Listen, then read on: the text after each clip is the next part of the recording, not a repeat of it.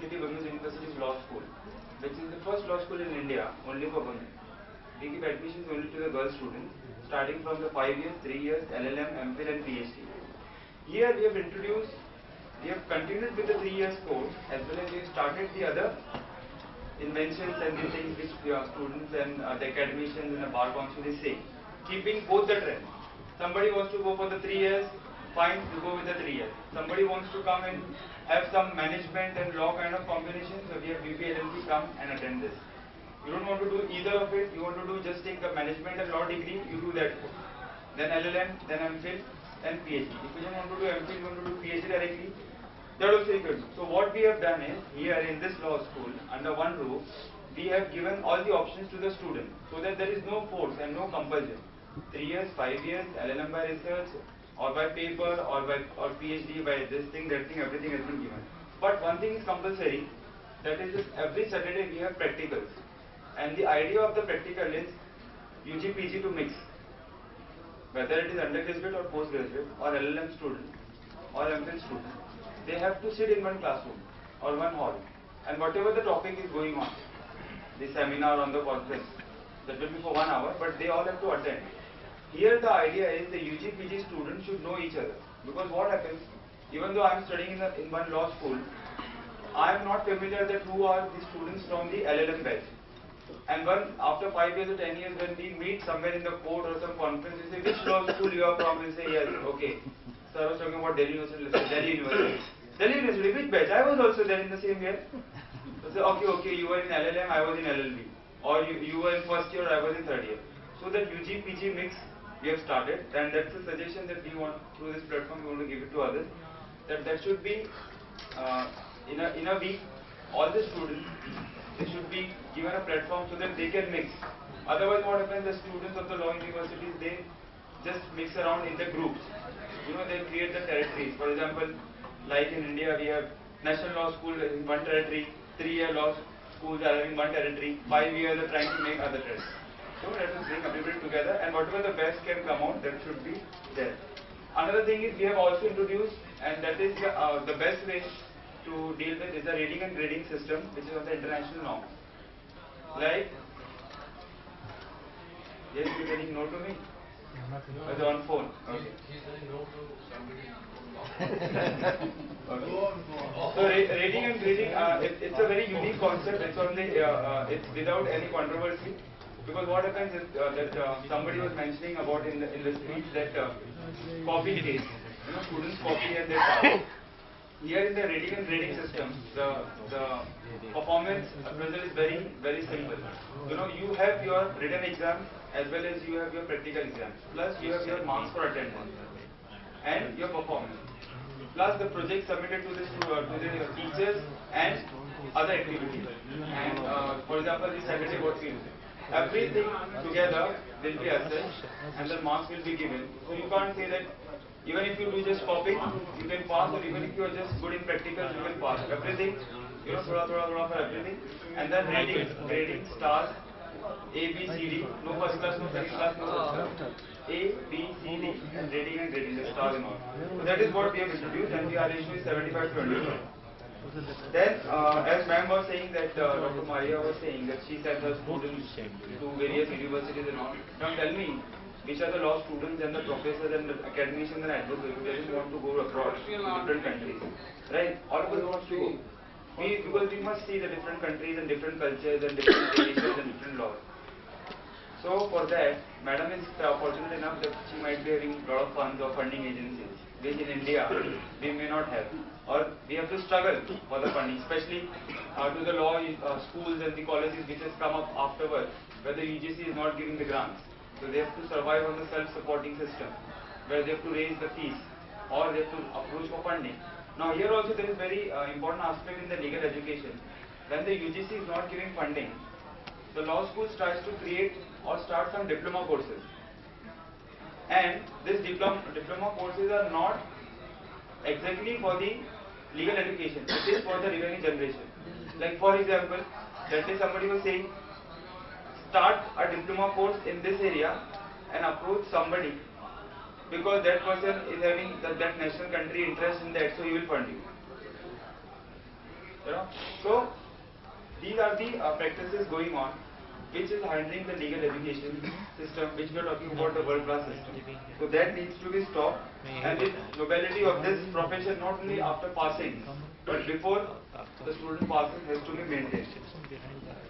And one last point I want to make is, as the advocate Professor Shiv Kumar is also, good evening, great to see you.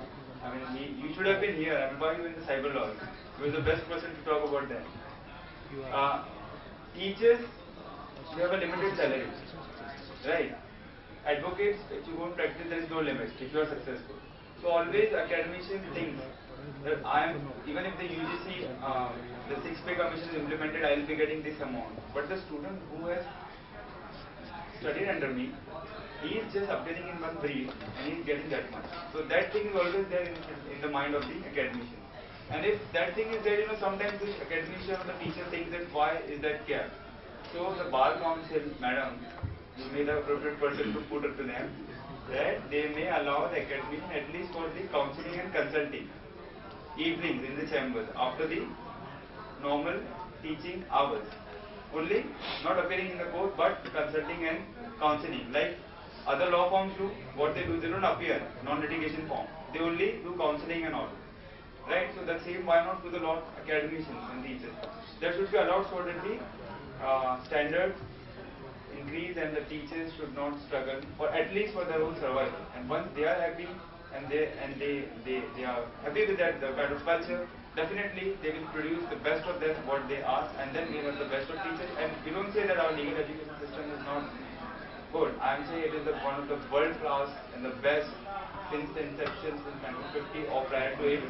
Therefore, we were able to have so many national leaders who had gone up to the roundtable conferences and has put up the mark. And even our representatives were there in the United Nations, and soon it will be there in the higher cadres of even Shashi Tharoor would not, the Shashi Tharoor is not a legal person, but the person like him, the Indians, wherever they go, even they are from the 3 years batch or 5 years so-called, or national universities or the traditional universities. This is the specialty of the Indians. They are very hardworking and committed. Wherever they will be going in any field, they will be achieving success. Thank you very much. Thanks, Ashok. Thanks very much. Your off-the-cuff remarks were so instrumental for a greater kind of deeper understanding as to what we ought to do from henceforth. And some of the suggestions are really practical, are really student-oriented, are legal system-oriented, or oriented towards a better growth of our legal profession. Well, friends, that is all my listed speakers. But I see Professor S.P. Rao, Sri Krishna Rao. Though he is listed, but he has not been ticked out here. If you would like to come and have your thoughts for 5 minutes.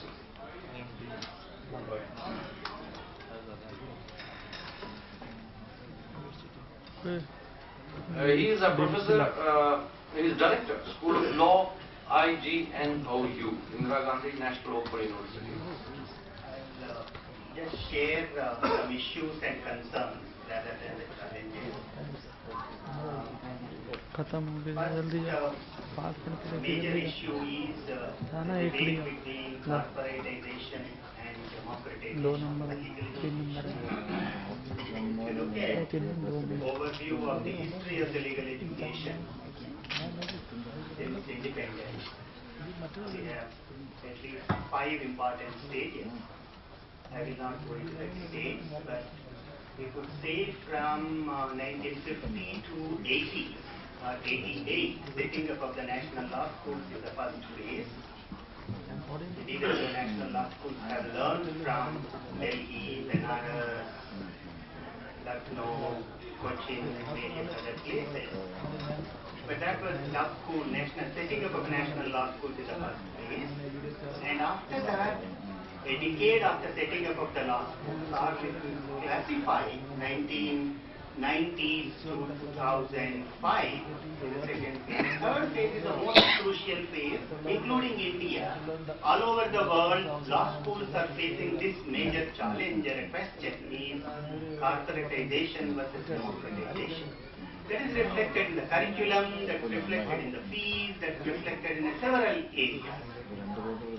But I wanted not to go into much greater details, but I wanted to just focus on one single issue of how do we really democratize the curriculum and the major challenges about teachers and others. I will not go into. I look at only one experiment we have made with the Indira Gandhi National Open University and School of Law. We have developed one course, it's a diploma in paralegal practice, with an objective to create citizens lawyers in India.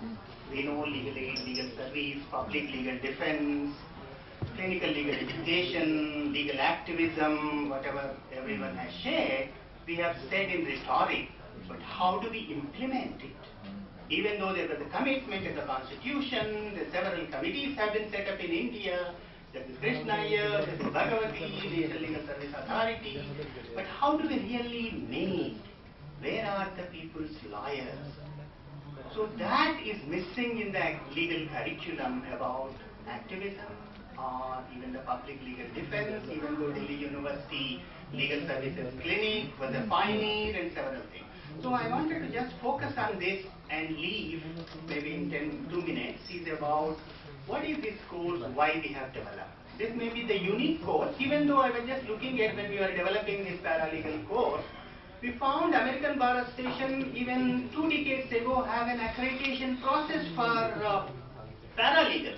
But again, the concern of the paralegal in the US is more on the corporate paralegal rather than the social justice paralegal. So this is one we have made in India, we have developed in India, this is offered. This is just after 10+2 to prepare a cadre of paralegal, social justice paralegal workers in India. That's the one. Second, clinical legal education, yes, we have done several things, and then India has developed its own model of clinical legal education, and we have also realized that how clinical legal education can be a method which can supplement theory, conceptual level and several others. With these I just leave. Thank you, Professor Rao. Thank you for your good suggestions. Friends, I think I have another 10 minutes. Is that so? 5 minutes? I got a question, please. Before we wind up, I got a question. Firstly, an observation to Professor Maria to inform her. We have only 10 minutes. Yes, sir, I just want 1 minute. But let one observation to Professor Maria and one question to your good self. I'm not good self at all. Yes, I noticed that. That's why I want to make an observation, sir. The first observation is for Professor Maria. Despite the melancholic picture and the sense of despondency which all of us do feel if we are on the teaching side. I'm a Supreme Court lawyer in practice, I'm an international corporate lawyer, I've been to Buenos Aires also, so I've also spoken in Harvard University. So let me tell you out of my experience. We have got legal aid clinics attached to each and every law school for the last 25 years in this country. You have been sending students out of your country, out of USA. We have been sending students reaching out to the villages, the people's lawyers, as the last speaker has pointed out very rightly. The question for Professor Paul is this: are you satisfied with the quality of teaching prevailing in the country? Number one. Number two, do you think the teachers, the law teachers themselves, have to keep going on for undergoing the courses to have a practical orientation of what actually the picture is on the other side once we become lawyers? Sir. Thank you. Yes, sir. That was an observation for her to say that India is not bleak. We are already on it. I will interrupt you for a minute. Dr. Adishar is here, so I'll just ask him to say a few words. Sure.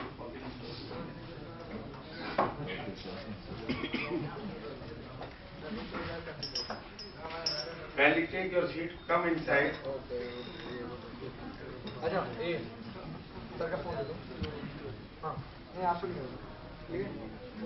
Dear friends, I am happy that because I was in another working session